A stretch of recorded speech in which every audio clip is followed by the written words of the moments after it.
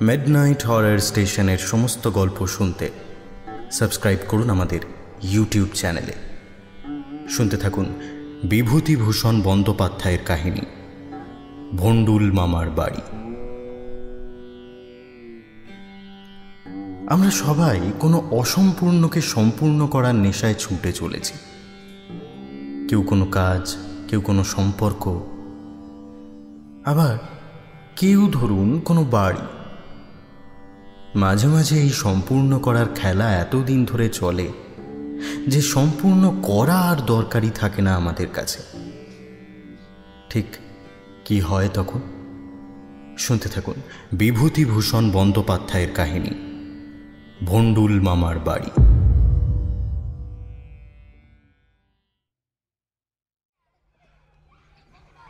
পাড়া গায়ে minor school. মাঝে মাঝে ভিজিট করতে আসি, আর কোথাও থাকবার জায়গা নেই। হেডমাস্টার অবিনাশবাবুর ওখানেই উঠতে হয়। অবিনাশবাবুকে ভালোও লাগে। বছর 41 বয়স, একহারা চেহারা, বেশ ভাবুক লোক। বেশি গোলমাল ঝঞ্ঝাট পছন্দ করেন না। কাজেই জীবনের পথে বাধা ঠেলে অগ্রসর না হতে পেরে দেবলহাটি মাইনর স্কুলের প্রধান শিক্ষক রূপে 15 বছর কাটিয়ে দিলেন, এবং 15টা বছর যে আরও এখানেই কাটাবেন তার সম্ভাবনা 16 আনার উপর 17 আনা।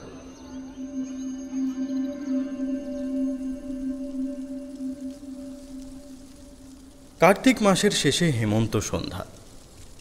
স্কুলের বারান্দাতে ক্লাসরুমে 2-4খানা চেয়ার টেনে নিয়ে আমরা গল্প করছিলাম। সামনে একটা ছোট মাঠ, একপাশে একটা বড় তুঁত গাছ, এক পাড়ে একটা মজা পুকুর। সামনের কাঁচা রাস্তাটা গ্রামের বাজারের দিকে গিয়েছে। জায়গাটা নির্জন। চায়ের কোনো ব্যবস্থা এখানে হওয়া সম্ভব নয় তা জানি। একটি গরিব ছাত্র হেডমাস্টারের বাসায় থেকে পড়ে আর তার হাট বাজার করে। সে এসে 2টো রেকাবিতে ঘি মাখানো রুটি, আলু চচ্চড়ি আর গুড় রেখে গেল। আমি বললাম, বেশ ঠান্ডা পড়েছে অবিনাশবাবু, বেশ গরম মুড়ি খাওয়ার ইচ্ছে হচ্ছে। কিন্তু হ্যাঁ, সার্টেনলি। ওরে ওখানাই, শোন, যাদিকে একবার গঙ্গার বউয়ের বাড়ি, আমার নাম করে বলগে 2টো গরম মুড়ি যেন ভেজে দেয়। হ্যাঁ, এক্ষুনি। অভাবে চাল ভাজা। তারপর গল্প গুজবে আধ ঘন্টা কেটে গেল। অবিনাশবাবু কথা বলতে বলতে কেমন অন্য মনস্কভাবে মাঝে মাঝে বাঁ ধারের মজা পুকুরটার দিকে চাইছিলেন। হঠাৎ বললেন, আচ্ছা, মুড়ি আসুক, ততক্ষণ একটা গল্প বলি বরং। শুনুন ইন্সপেক্টর বাবু, এরকম শীতের সন্ধ্যাতে এই কথাটা মনে পড়ে। আপনাকে পেয়ে মনে এত আনন্দ হয়। এখানকার লোকজন দেখছেন তো, সব দোকানদার, লেখাপড়ার কোনো চর্চা নেই। ছেলেপিলেকে লেখাপড়া শেখায় এই জন্য যে কোনো রকমে ধারাপাত আর শুভঙ্করীটা পাশ করতে পারলেই দাঁড়ি ধরাবে। কারোর সঙ্গে কথা বলে মনে সুখ পাইনে। ঝাল মশলার দরের কথা কাহা তো আলোচনা করি বলুন। ভদ্রঘরের ছেলে না হয় এসে পড়েছি পেটের দায় এই পাণ্ডব বর্জিত দেশে, কিন্তু তা বলে মনটা তো কলেজের 2-4 ক্লাস চোখে দেখেও ছিলাম তো, পড়াশোনা না হয় নাই করেছি। দেখলাম অবিনাশবাবু কলেজের দিনগুলোর কথা এখনো ভুলতে পারেনি। বেচারির জীবনে জাঁকজমক নেই, আত্মপ্রতিষ্ঠার দুরাশা নেই, সে সাহসও বোধ করিনি। তার যা কিছু অভিজ্ঞতা, যা কিছু কর্মনৈপুণ্য, সবই এক অনাড়ম্বর সরল জীবনধারাকে আশ্রয় করে। কলেজের দিনগুলোতে শহরের মুখ দেখেছিলেন। আড়ম্বর বা বিলাসিতা, মনেরই বলুন বা দেহেরই বলুন, ওই কলেজের কটা বছরেই তার আরম্ভ শেষ। সে দিনগুলো যত দূরে গিয়ে পড়ছে, রঙিন স্মৃতির প্রলেপ তাদের উপর যে তত বিচিত্র ও মোহময় হয়ে পড়বে, এটা খুব স্বাভাবিক বটে। অবিনাশবাবু তামাক ধরিয়ে আমার হাতে দিয়ে আবার বলতে শুরু করলেন, হুগলি জেলার কোনো এক গ্রামে ছিল আমার মামার বাড়ি। ছিল কেন? এখন নেই? সে কথা পরে বলছি। না, এখন নেই ধরে নিতে পারেন। কেন নেই তার সঙ্গে গল্পের একটা সম্বন্ধ আছে, গল্পটা শুনলেই বুঝবেন। হুগলি জেলার কোনো এক গ্রামে আমার মামার বাড়ি ছিল। ছেলেবেলায় যখন সর্বপ্রথম মায়ের সঙ্গে সেখানে যাই, তখন আমার বয়স ওই বছর 5। আমাদের মামার বাড়ির পাড়ায় 8-9 ঘর বামুনের বাস, ঘেঁষাঘেঁষি বসতি, এক চালে আগুন লাগলে পাড়া শুদ্ধ পুড়ে যায় এমন অবস্থা। কোঠা বাড়ি ছিল কেবল আমার মামাদের, আর সব খড়ের ছাউনি। ছোট বড় 8 চালা ঘর। এ পাড়া থেকে ও পাড়া যাবার পথে একটা বড় আম কাঁঠালের বাগান, বন জঙ্গল, সজনে গাছ আর 2-1টা ডোবা। বন জঙ্গলের মধ্যে দিয়ে অনেক দূর গেলে তবে ও পাড়ার প্রথম বাড়িটা। সেই বন জঙ্গলের মধ্যে কাদের একটা কোঠা বাড়ি খানিকটা গাঁথা হচ্ছে। তা সেবার কিছুদিন থেকে চলে আসবার পর আবার যখন মামার বাড়ি গেলাম, তখন আমার 8 বছর। গ্রামটা অনেক দিন পরে দেখতে বেরিয়ে চোখে পড়ল এ পাড়া ও পাড়ার মধ্যে বাঁ দিকে ডোবার ধারে একটা জায়গা। একটু অবাক হয়ে গেলাম। ডোবার পাড়ের জঙ্গল অনেকটা কাটানো, কাদের একটা কোঠা বাড়ি খানিকটা গাঁথা অবস্থায় দাঁড়িয়ে। কিন্তু মনে হলো অনেক দিন গাঁথনির কাজ বন্ধ আছে, সে যে জন্যই হোক, কারণ ভিতের গায়ে আর ঘরের মেঝেতে ছোট বড় ভাটশেওড়ার গাছ গজিয়েছে। চুনসুরকি মাখার ছোট খানাতে পর্যন্ত বনমূলার চারা। মনে পড়ল সেবার এসে বাড়িটা গাঁথা দেখেছিল, এখনো গাঁথা শেষ হয়নি তো, কারা বাড়ি তুলছে? ছুটে গিয়ে দিদিমাকে জিজ্ঞেস করলুম, কারা ওখানে বাড়ি করছে দিদিমা? সেবার এসে দেখে গিয়েছি এখনো শেষ হয়নি। তোর এত কথাও মনে আছে? ও তো ভন্ডুল মামা বাড়ি করছে, এখানে তো থাকে না, তাই দেখাশোনার অভাবে গাঁথুনি এগোচ্ছে না। আমার ভারী কৌতূহল হলো, সাগ্রহে বললাম, তবে বাড়ি গাঁথা হচ্ছে না কেন? মুকুজ্জিরা তো দেখলেই পারে। তা নয়, সব সময় তো টাকা পাঠাতে পারে না, যখন পাঠায় তখন মিস্ত্রি লাগানো হয়। কি জানি কেন সেই থেকে এই ভন্ডুল মামা আর তার আধগাঁথা বাড়িটা আমার মনে এক অদ্ভুত স্থান অধিকার করে রইল। রূপকথার রাজপুত্রের মতোই এই ভন্ডুল মামা হয়ে রইলেন অবাস্তব, স্পর্শের অতীত, দর্শনের অতীত এক মানুষ রাজ্যের অধিবাসী। তার চাকরির স্থান লালমনিরহাট, মায় তার ছেলে মেয়ে শুদ্ধ। তার টাকা পাঠাবার ক্ষমতা বা অক্ষমতাও যেন কোথায় আমার ব্যক্তিগত সহানুভূতির বিষয়ীভূত হয়ে উঠল। অথচ এসব কেন হলো তার কোনো ন্যায়সঙ্গত কারণ আজও মনের মধ্যে খুঁজে পাই না। কতবার দিদিমাদের চিলেকোঠার ছাদে শুয়ে দিদিমার মুখে রূপকথা শুনতে শুনতে অন্যমনস্ক হয়ে ভেবেছি লালমনিরহাট থেকে আবার কবে ভন্ডুল মামা টাকা পাঠাবে বাড়ি গাঁথার জন্য। না, এবার বোধ হয় নিজেই আসবে। মুকুজ্জেরা মনে হয় ভন্ডুল মামার টাকা চুরি করে, তাই ওদের হাতে আর টাকা দেবে না। ব্যঙ্গমা ব্যঙ্গমীর গল্পের ফাঁকে কখনো বা জিজ্ঞেস করি, লালমনিরহাট কোথায় দিদিমা? দিদিমা অবাক হয়ে বলেন, লালমনিরহাট সে কোথায়? কেন? তাতে তোর হঠাৎ কি দরকার পড়ল? তা কি জানি বাবু, কোথায় লালমনিরহাট?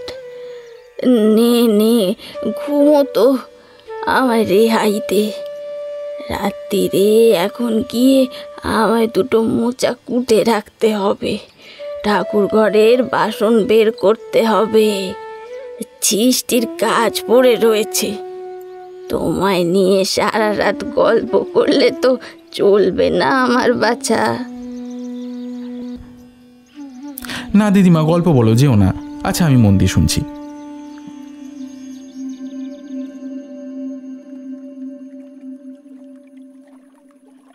এরপরে আবার মামার বাড়ি গেলুম বছর 2 পরে। ওই 2 বছরের মধ্যে কিন্তু আমি ভণ্ডুল মামার বাড়ির কথা ভুলে যাইনি। শীতের সন্ধ্যায় গোয়ালে সাঁজালের ধোঁয়ায় আমাদের পুকুর পাড়টা ভরে কুয়াশা হয়েছে বুঝি আজ। সেদিকে চাইলেই আমার অমনি মনে পড়ত ভণ্ডুল মামার সেই আধ তৈরি কোঠা বাড়ির কথা। এমনি শেওড়া বনে ঘেরা পুকুর পাড়ে এতদিন কতটা গাঁথা হলো কে জানে। এতদিন নিশ্চয়ই ভণ্ডুল মামা মুকুজ্জে বাড়িতে টাকা পাঠিয়েছে। মামার বাড়িতে রাত্রে এসে পৌঁছালাম।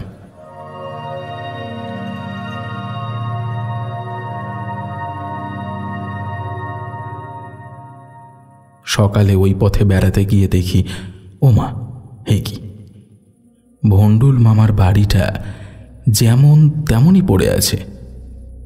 4-5 বছর আগে যতটা গাঁথা দেখে গিয়েছিলাম, গাঁথনির কাজ তার একটুও বেশি এগোয়নি। বনে জঙ্গলে একেবারে ভর্তি।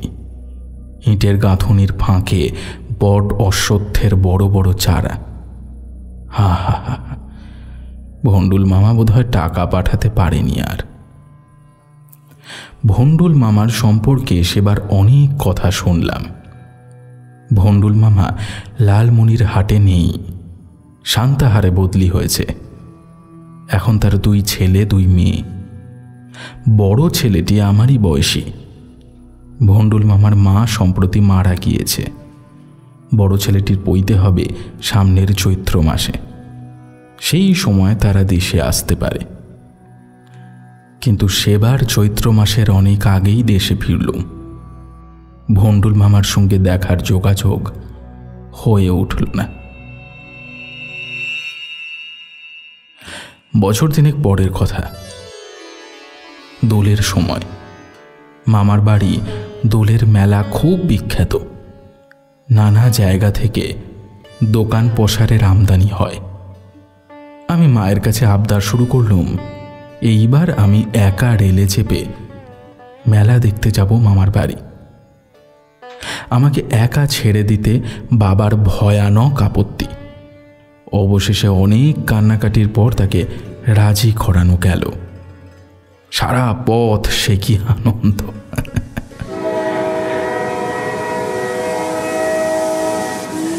একা টিকিট কেটে রেলে চড়ে মামার বাড়ি চলেছি। জীবনে এই সর্বপ্রথম একা বাড়ির বার হয়েছি। সেই আনন্দেই সারা পথ আত্মহারা। কিন্তু এই সুখ সইল না। মামার বাড়ির স্টেশনে নেমেই কিরকম একটা হোঁচট খেয়ে প্ল্যাটফর্মের কাঁকড়ের ওপর পড়ে গিয়ে আমার হাঁটু ক্ষতবিক্ষত হয়ে গেল। অতি কষ্টে মামার বাড়ি পৌঁছে বিছানা নিলুম।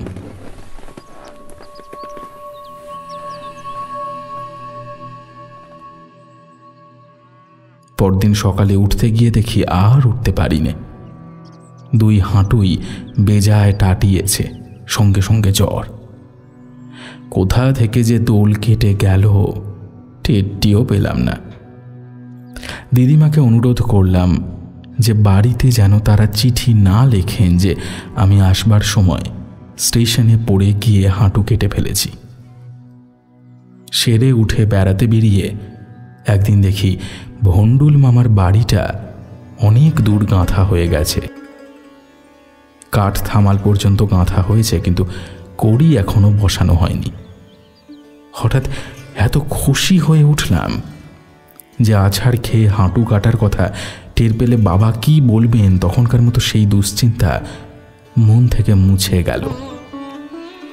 উৎসাহে এবং কৌতূহলে এক দৌড়ে ভন্ডুল মামার বাড়িতে গিয়ে হাজির হলাম। গাঁথুনি অনেক দিন বন্ধ আছে মনে হলো। গত বর্ষার পর আর বোধহয় মিস্ত্রি আসেনি। ঘরের মেঝেতে খুব জঙ্গল গজিয়েছে। গাঁথুনির ফাঁকে ফাঁকে আমরুল শাকের গাছ, বাড়ির উঠানে একটা বড় সজনে গাছে প্রথম ফাল্গুনে ফুলের খই ফুটেছে। ঘুরে ঘুরে দেখলাম ভন্ডুল মামার বাড়িতে 3টে ঘর, একটা ছোট দালান, মাঝে একটা সিঁড়ির ঘর, 8-10 ধাপ সিঁড়ি গাঁথা হয়ে গেছে। ওই দিকের বড় ঘরটা বোধহয় ভন্ডুল মামার, মাঝের ঘরটাতে ছেলে মেয়েরা থাকবে। আচ্ছা, ভন্ডুল মামার কি বাপ আছে?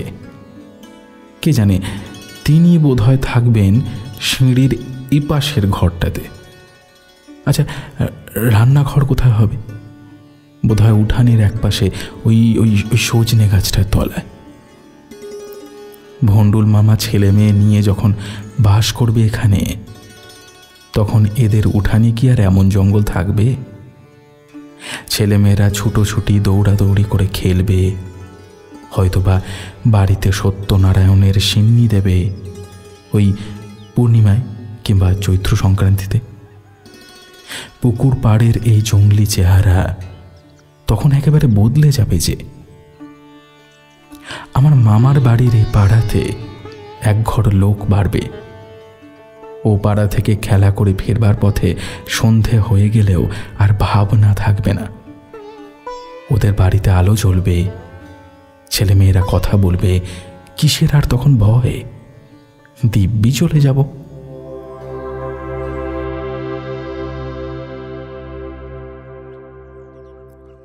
আর বছর 2 কেটে গেল। 3rd ক্লাসে পড়ি। মামার বাড়ি একাই গেলুম। এখন সব জায়গায় একাই যাই।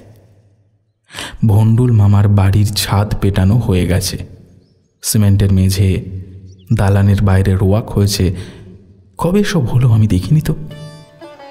রোয়াকের ওপর কেমন টিনের ঢালু ছাদ, কেবল একটুখানি আর এখনো বাকি। দরজা জানলা এখনো কপাট বসানো হয়নি। বাহ, ভন্ডুল মামার বাড়ি তাহলে হয়ে এলো। ভন্ডুল মামা নাকি আজকাল বড় সুদখোর হয়ে উঠেছেন। মাঝে মাঝে গাঁয়ে আসেন, চড়া সুদে লোকজনকে টাকা ধার দেন, বাড়ি দেখাশোনা করেন, আবার চলে যান। মাস কতক পরে আবার কাবুলিওয়ালার মতো চড়াও হয়ে সুদ আদায় করেন। গাঁয়ের লোক তার নাম রেখেছে রতন দত্ত। তারপর এলো একটা সুদীর্ঘ ব্যবধান। ছেলেবেলার মতো মামার বাড়িতে আর তত যাইনি। গেলেও 1-8 দিন থাকি। সেই 1-8 দিনের মধ্যে যেতে যেতে হয়তো দেখি জঙ্গলের মধ্যে ভন্ডুল মামার বাড়িটা তেমনি জনহীন পড়ে আছে। বন জঙ্গল চারিপাশে আরও গভীরতর হয়েছে। কেউ কোনো দিন ও বাড়িতে পা দিয়েছে বলে মনে হয় না। একটা ছন্ন ছাড়া, লক্ষ্মী ছাড়া চেহারা। শীতের সন্ধ্যায়, বর্ষার দিনে, চৈত্র বৈশাখের দুপুরে কতবার ও বাড়িটা দেখেছি সেই একই মূর্তি। এমনি করে বছর কয়েক কেটে গেল।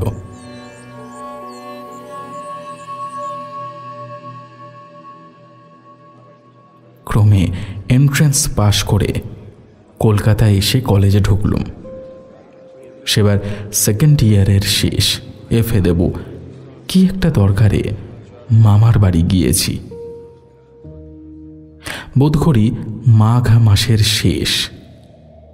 দুপুরে পূর্বের ঘরে জানলার ধারে খাটে শুয়ে আছি। বোধহয় একখানা লজিকের বই পড়ছি। এমন সময় একজন কালো শীর্ণকায় প্রৌঢ় লোক ঘরে ঢুকলেন। বড় মামিমা বললেন, এই তোর ভন্ডুল মামা, প্রণাম কর। আমার সে ছেলেবেলাকার মনের অনেক পরিবর্তন হয়ে গিয়েছিল।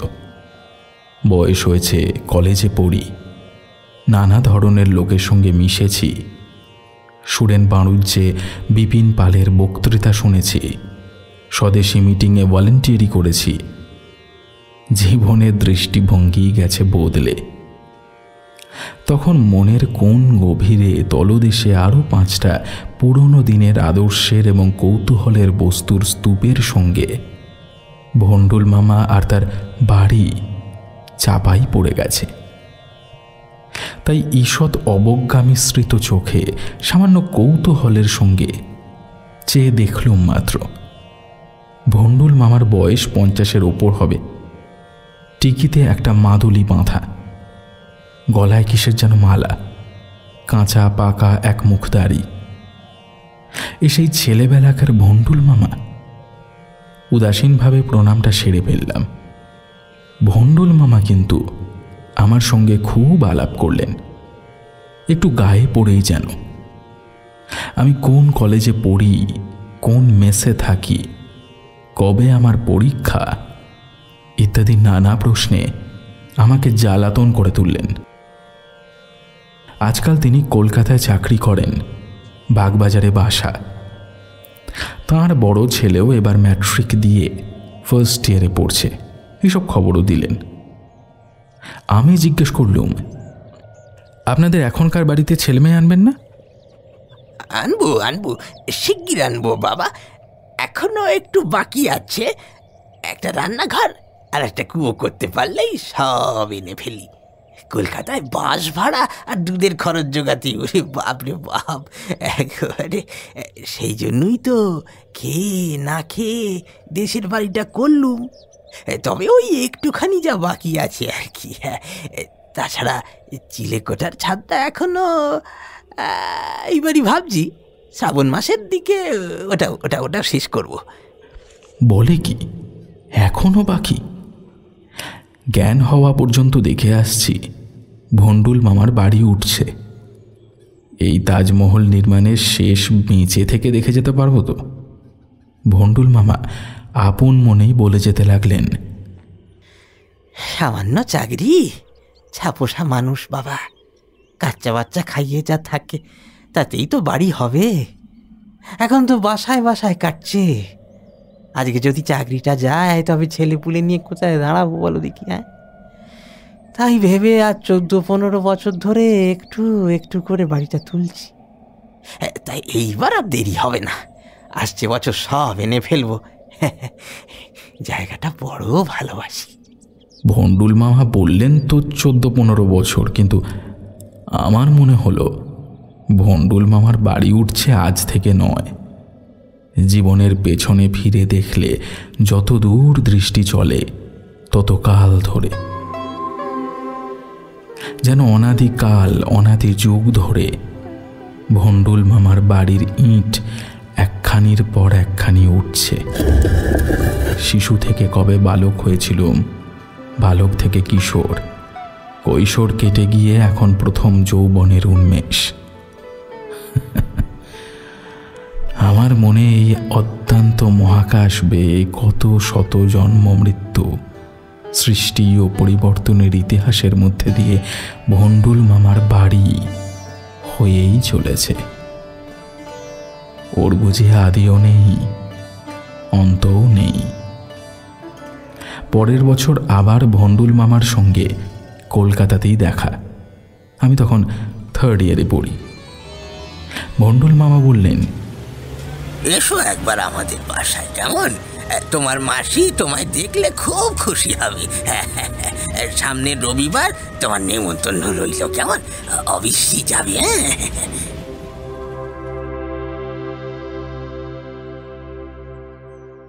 গেলুম।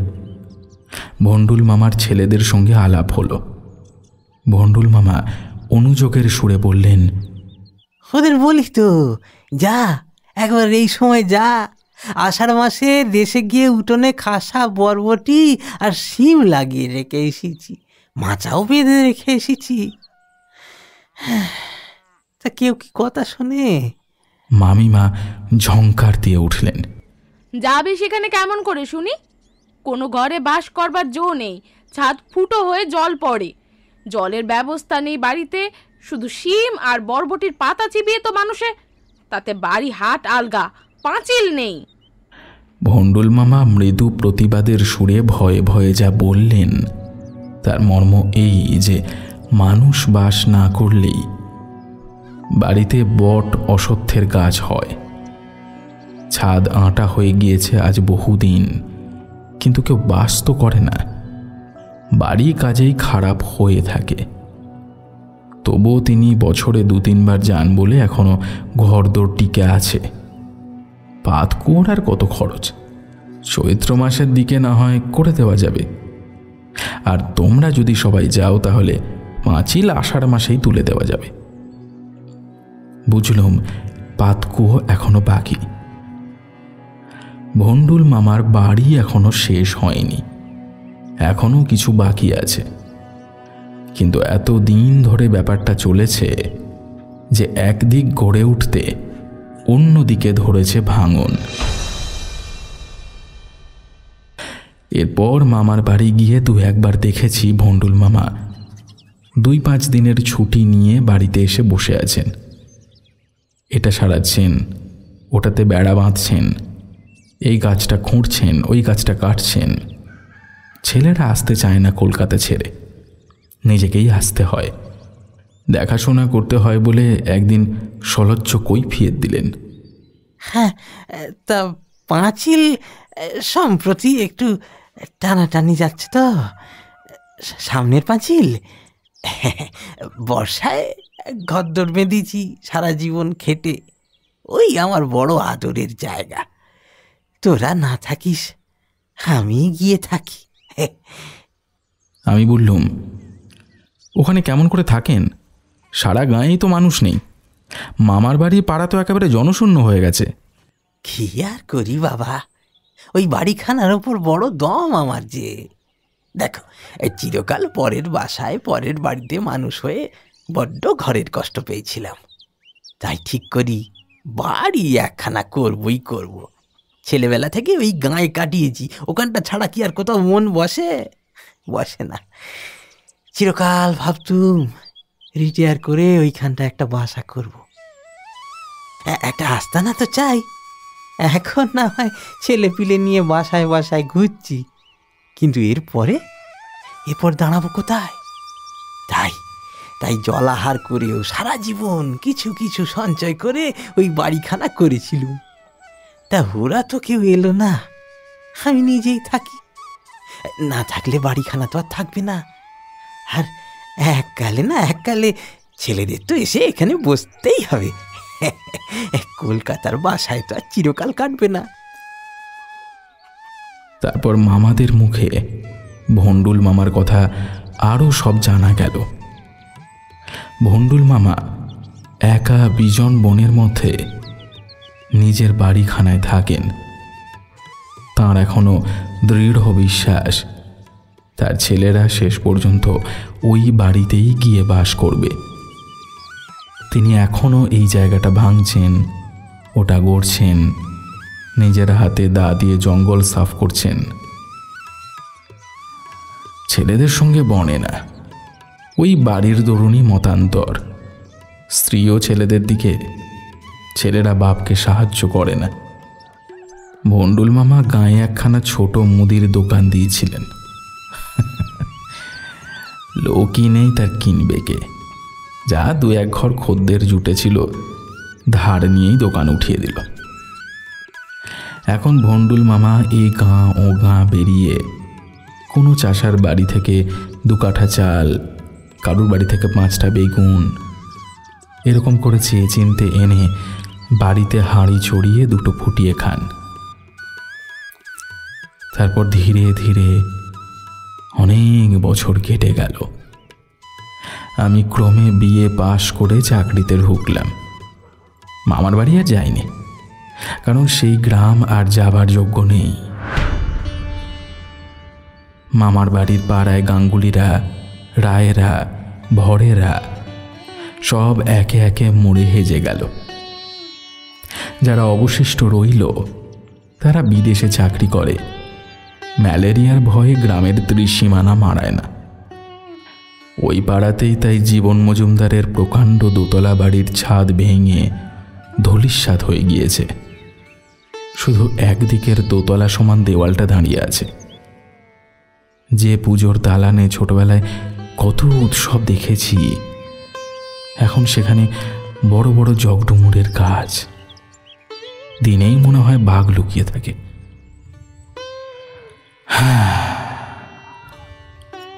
বিখ্যাত রায় দেখি মজে গিয়েছে। দামে বোঝাই, জল দেখা যায় না। গরু বাছুর সব কচুরিপানার দামের ওপর দিয়ে দিব্যি হেঁটে পার হতে পারে। সন্ধ্যা রাতের গ্রাম নিশুতি হয়ে যায়। দু এক ঘর নিরুপায় গৃহস্থ, যারা নিতান্ত অর্থাভাবে এখনো পৈতৃক ভিটেতে ম্যালেরিয়া জীর্ণ হাতে সন্ধ্যা দ্বীপ জ্বালাচ্ছে। সন্ধ্যা উত্তীর্ণ হতে না হতেই তারা প্রদীপ নিভিয়ে শয্যা আশ্রয় করে। তারপর সারা রাত ধরে চারিধারে শুধু প্রহরে প্রহরে শৃগালের রব আর নৈশ পাখির ডানা ছটপটি।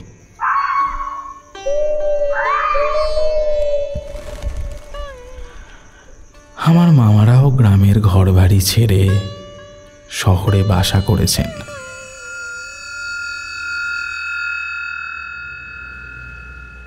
ছোট মামার ছেলের অন্নপ্রাশন উপলক্ষে সেখানে একবার গিয়েছি। ব্রাহ্মণ ভোজনের কিছু আগে একজন শীর্ণকায় বৃদ্ধ একটা পুঁটুলি হাতে বাড়িতে ঢুকলেন। এক পা ধুলো, বল একটা ময়লা সাদা কাপড় বসানো বাঁশের বাঁটের ছাতা। প্রথমটা চিনতে পারিনি, পরে বুঝলাম ভন্ডুল মামা। এত বুড়ো হয়ে পড়েছেন এর মধ্যে। শহরে এসে মামাদের নতুন সভ্য শৌখিন আলাপি বন্ধু বান্ধব জুটেছে। তাদের পোশাক পরিচ্ছেদের ধরনে ও কথাবার্তার সুরে ভন্ডুল মামা কেমন ভয় পেয়ে সংকোচের সঙ্গে নিমন্ত্রিত হয়ে এসেছিলেন বটে, কিন্তু মামারা তখন শহুরে বন্ধুদের আদর অভ্যর্থনায় মহাব্যস্ত। তার আগমন বিশেষ কেউ লক্ষ্য করেছে এমনটা মনে হলো না। আমি গিয়ে ভন্ডুল মামার কাছে বসলাম। চারিদিকে অজানা মুখের মধ্যে আমাকে দেখে ভন্ডুল মামা খুব খুশি হলেন। জিজ্ঞেস করলুম, আপনি কি কলকাতা থেকে আসছেন? না বাবা, আমি রিটায়ার করেছি, আজ বছর 5 হবে। গাঁয়ের বাড়িতেই আছি। ছেলেরা না কেউ আসতে চায় না। অন্নপ্রাশন শেষ হয়ে গেল। ভন্ডুল মামা কিন্তু মামার বাড়ি থেকে আর নড়তে চান না। 4-5 দিন পরে কিছু চাল ডাল আর বাসি সন্দেশ রসগোল্লা নিয়ে দেশে রওনা হলেন। পায়ে দেখি কটক থেকে কিনে আনা মামার সেই পুরনো চটি জুতো। আমাকে দেখিয়ে বললেন, নবীন কটক থেকে এনেছে, দেখে বড় শখ হলো। বয়স হয়েছে, কবে মরে যাব। বললুম, তা দাও নবীন, জুতো জোড়াটা পুরনো হলেও এখনো 2-3 মাস তো যাবে নাকি। বাড়িতে এক জোড়া রয়েছে, আঙুলে বড় লাগে বলেই খালি পায়েই। তিনি বাড়ির বাইরে বার হয়ে গেলেন। আমি চেয়ে চেয়ে দেখলুম শীর্ণকায় ভন্ডুল মামা ভারী চাল ডালের মোটের ভারে একটু সামনের দিকে ঝুঁকে চটি জুতোর ফটাং ফটাং শব্দ করতে করতে স্টেশনের পথে চলেছেন। হঠাৎ আমার মনে তাঁর উপর আমার বাল্যের সেই রহস্যময় স্নেহ এবং অনুকম্পার অনুভূতিটুকু কতকাল পরে আবার যেন ফিরে এলো। আমি চেঁচিয়ে উঠলাম, বললাম, একটু দাঁড়ান মামা, আপনাকে তুলে দিয়ে আসি। ভন্ডুল মামার পুঁটুলিটা নিজের হাতে নিল। টিকিট কেটে তাকে গাড়িতে তুলে দিলুম। ট্রেনে উঠবার সময় এক মুখ হেসে বললেন, যেও না হে একদিন, হ্যাঁ, বাড়িটা দেখে এসো আমার, খাসা করেছি। কেবল পাঁচিলটা এখনো যা বাকি আর কি। কি করি বলো, আমার হাতে আজকাল তো আর কিছু নেই। ছেলেরা নিজেদের বাসায় খরচই চালিয়ে উঠতে পারে না, অবশ্যই ওদের জন্যই তো সব। দেখি, চেষ্টায় আছি, সামনের বছরে যদি। ভন্ডুল মামার সঙ্গে আমার আর দেখা হয়নি।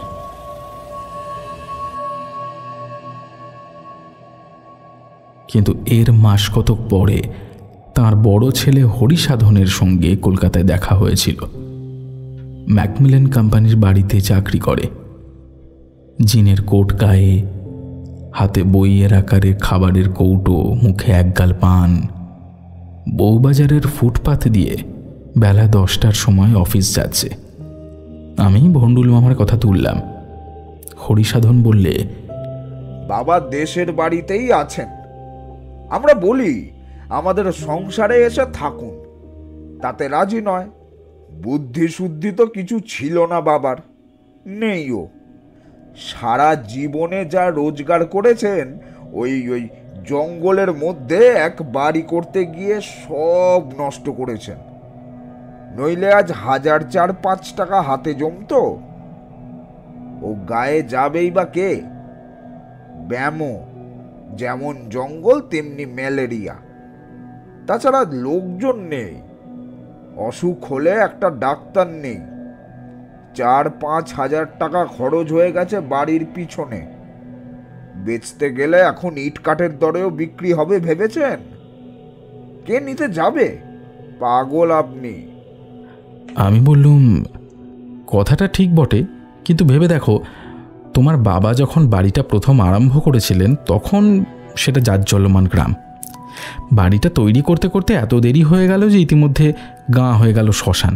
লোকজন উঠে অন্যত্র চলে গেল। সেই সময় তোমাদের বাড়ির গাঁথুনিও শেষ হলো। কার দোষ দেবে বলো? তারপর ভন্ডুল মামার আর কোনো সংবাদ রাখেনি অনেক বছর। বছর 3 আগে একবার মেজ মামা চেঞ্জে গিয়েছিলেন দেওঘরে। পুজোর ছুটিতে আমিও সেখানে যাই। তার মুখেই শুনলাম ভন্ডুল মামা সেই শ্রাবণেই মারা গিয়েছেন। অসুখ বিসুখ করে 2 দিন ঘরের মধ্যেই নাকি ছিলেন। কেউ বিশেষ দেখাশোনা করেনি। হ্যাঁ, আচ্ছা, এই বা কে গায়ে যে দেখবে? এই অবস্থায় ঘরের মধ্যে মরে পড়েছিলেন।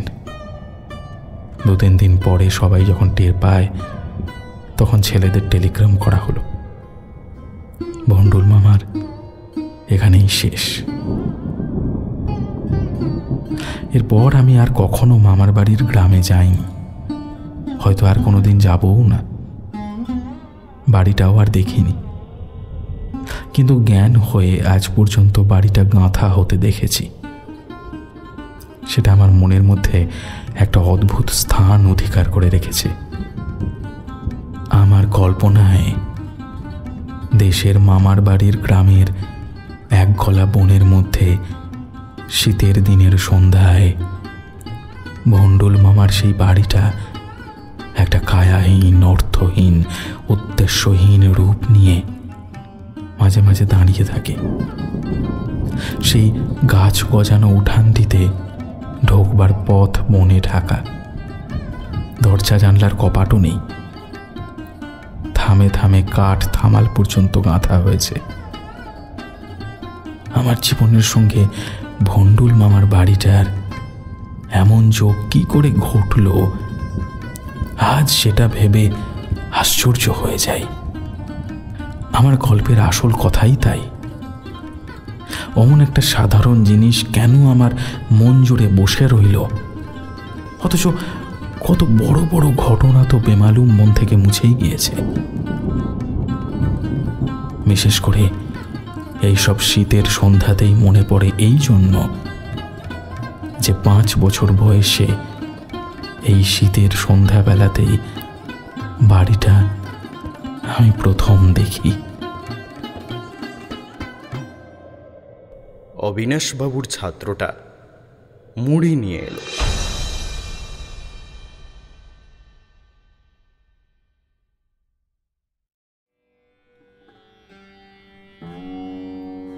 শুনছিলেন বিভূতিভূষণ বন্দ্যোপাধ্যায়ের কাহিনী ভন্ডুল মামার বাড়ি। আজ গল্প পাঠে আমার সঙ্গে ছিল রণদীপ, বর্ণিশা, বর্ষা, কৌশিক এবং হ্যাপি।